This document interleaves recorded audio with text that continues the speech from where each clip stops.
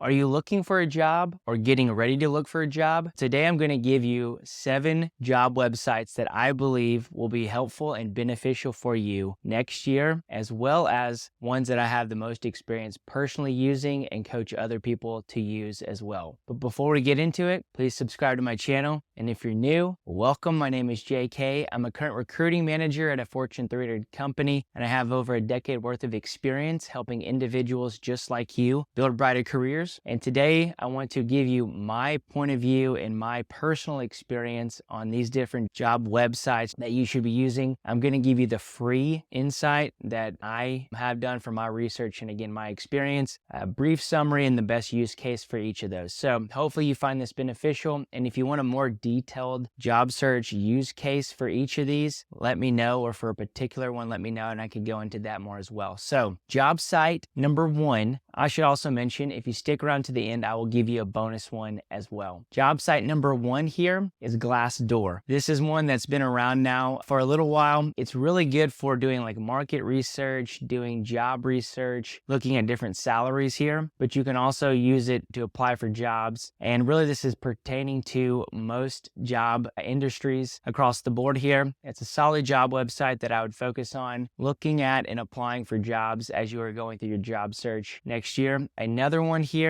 is Monster. Now, from my personal experience, monster.com is a little bit dated of a job board. It's one of the older ones here. I personally would probably move on from that though. The next one here, the third one, is called Career Builder. Career Builder is a good website. You can post your resume. It's pretty helpful. It's really good for learning about career development and even accessing a couple of different features around the job market. So if nothing else, go check it out and use it personally just to learn more about different resources that they offer. The next one here, I believe we're number 4, is Dice. So Dice is specifically geared towards tech recruiting jobs. It might have changed in the past couple months, but I don't think so. I spent a few years using Dice when I was in technical recruiting. So if you are in the technical space looking for a software job, a software development job, a coding job, then I would highly recommend you looking at Dice for different opportunities. But that is one that I believe will still be around and a great resource for those that are looking for jobs next year. The next opportunity for you to look for when it comes to job boards or job websites is Simply Hired. Now, Simply Hired is kind of a middle of the tier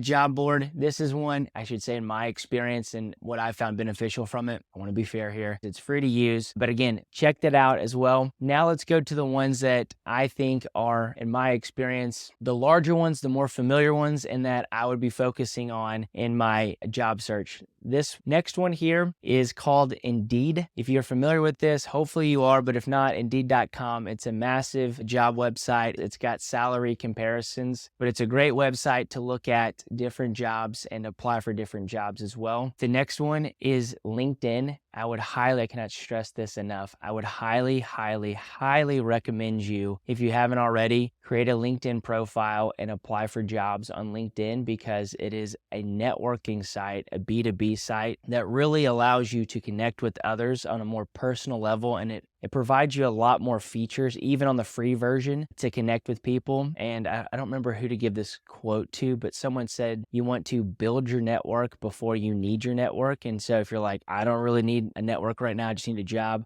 Well, use it, use the job website, but I would definitely sign up for that as well because of the features that you get. It does have a paid version that you get more features. I believe it is, at the time of this video, Premium Career is the one that I would recommend. You can do a free trial on that. That's kind of a go around. Make sure that you cancel that because it will cost you money after the free trial's up, but you can access more features with the premium LinkedIn version. But at the base level, LinkedIn is a great website to check out. I think it'll be around for the future here. And then the bonus one here that most people don't think about is your Career Services Alumni Network job board. This is a underutilized platform that a lot of people just overlook. I would call your career services, your career advisor, your alumni advisor, connect with them on LinkedIn, but really they have a job board that you have a leg up on because you're an alumni of that specific university. And so let's say that you went to, I'm making this up, but the University of Iowa and you graduated, then I would go back, talk to your career services advisor and ask for an alumni network